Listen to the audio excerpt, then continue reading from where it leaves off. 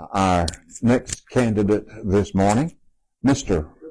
Rodney Taylor, and this is a new experience for me because this morning is the first time for me to meet Mr. Taylor. He's got his running shoes on this morning. I do. How are you, Tom? How are you, Good sir? to meet you. It's good to meet you. Tell me about yourself. Well, I'm a native of Pensacola, Florida. You Air Force or Navy? Well, no, but I certainly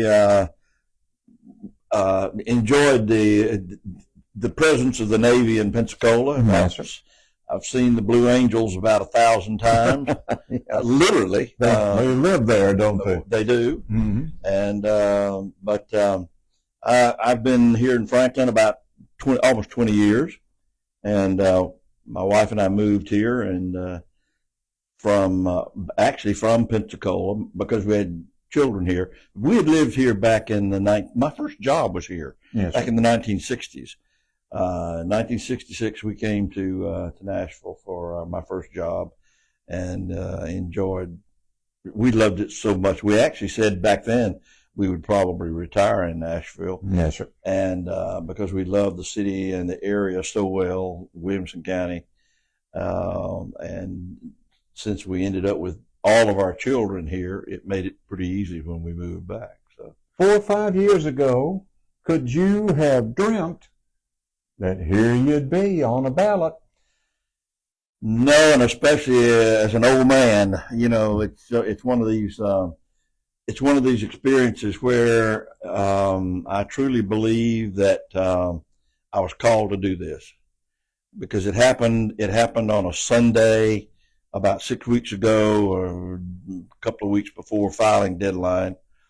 And I came home from church. I go to Brentwood Baptist, and I travel Franklin Road to where I live out off Columbia Avenue, and it took me an hour to get home. And as I sat in that traffic, I just asked myself, why does it take me an hour to get home for a trip that should take at most maybe 20 minutes? And so I just sort of started looking into the deal, and I was just finding out from people around me that they were thinking that we were in a situation where we were allowing our city and our county to be developed in an unrestrained way, and we have no control over any of the infrastructure.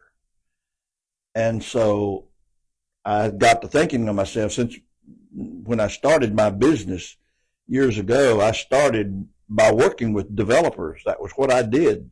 I did feasibility analysis and market studies and site location studies for developers and builders and industry and government. Were you a site selector? I was. Okay. I was. And so I had a knack for doing a pretty good job of researching and analysis of areas, and it just didn't make a whole lot of sense to me why this would be happening. So the more I got into it, the more I realized that it seems that we are not looking at the development of our city in a planned manner, and that's for me. Planning is everything. I mean, I used to do comprehensive city plans, and we don't have one. So the city of Franklin doesn't have one. It has a document called Envision Franklin, but that is not a comprehensive city plan because there's nothing measurable about it. It's a wish list. It's where we hope to be in, 2-3 years or maybe 5 years, but there's nothing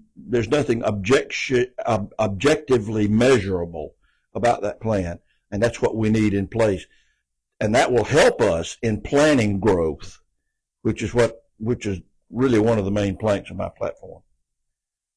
The property values in the city of Franklin have I'm just going to use the word doubled in the past less than a decade. Mm-hmm. They've doubled. Mm-hmm. The population has not doubled, but it's closer to doubling than not. Yeah. From that standpoint, how do you slow growth to a reasonable pace? There are thousands of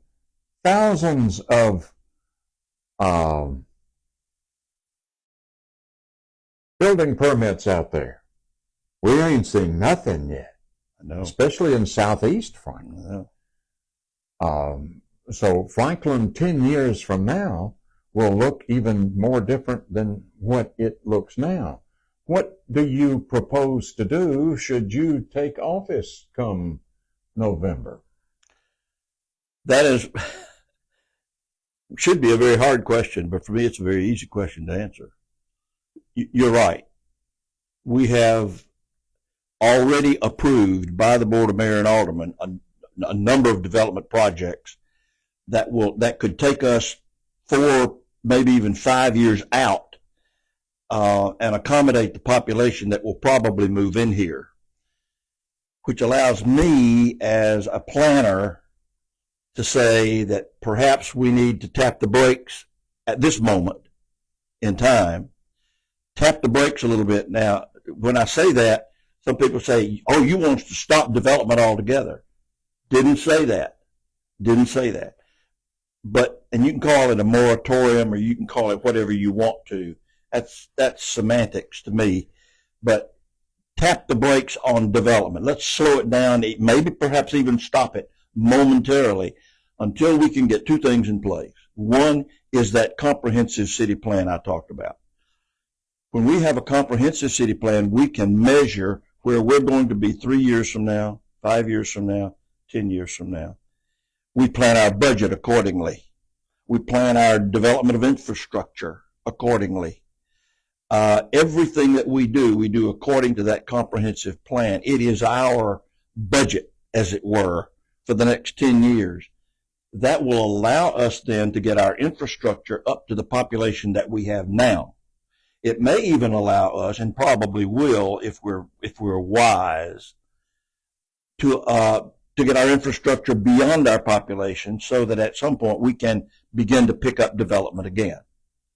The second item that I would do is that we currently have with our developers no provision to require in the city of Franklin a comprehensive impact study done by a disinterested third party. Now that's very important.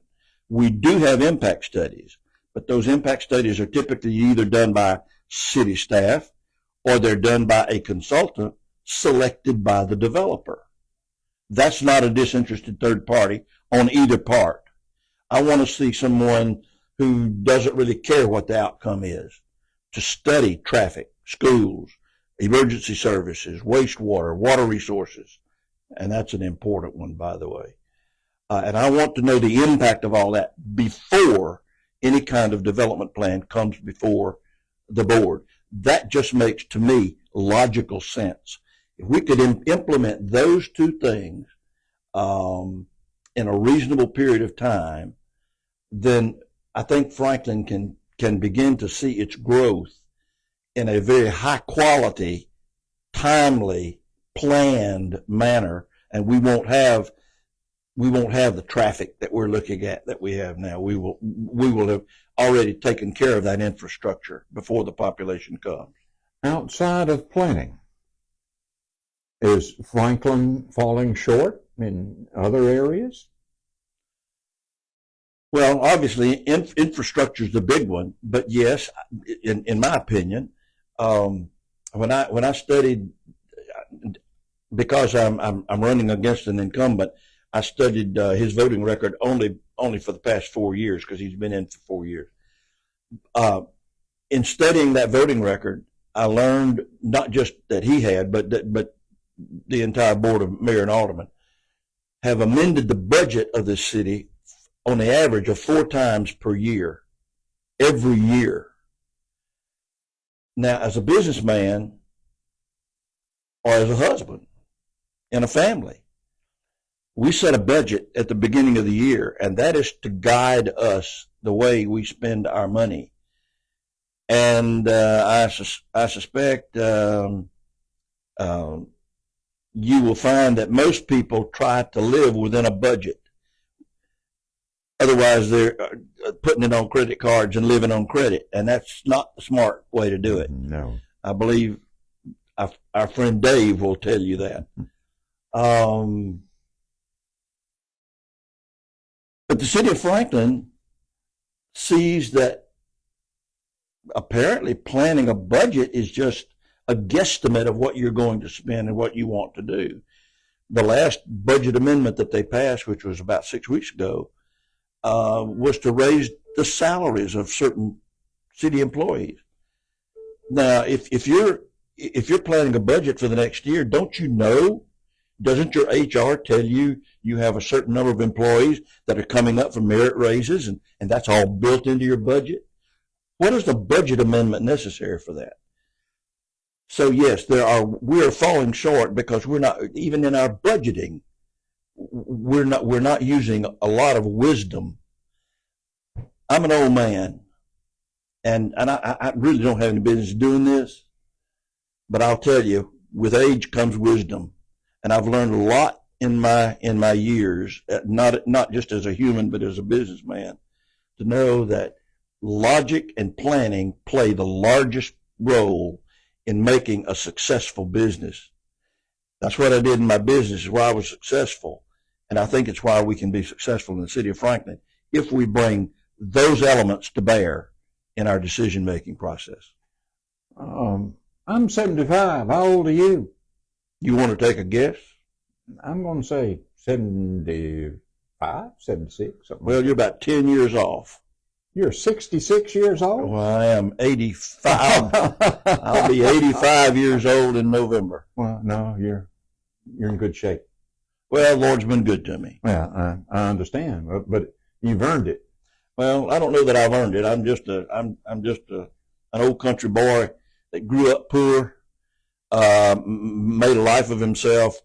The Lord gave me a lot of opportunities. I was able to get an education, doctor's degree. I've published 8 books. Wow. I didn't know that. But yeah. What are you doing to get elected?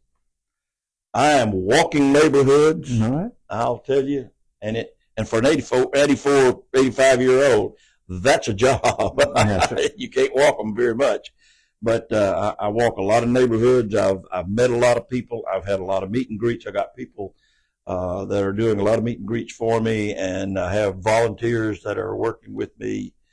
But I'm getting from one end of the ward to the other to make sure that I want people to meet me. I want them to know me as a person, and to know me, and to know that when I'm elected, I'm going to be elected to be their voice.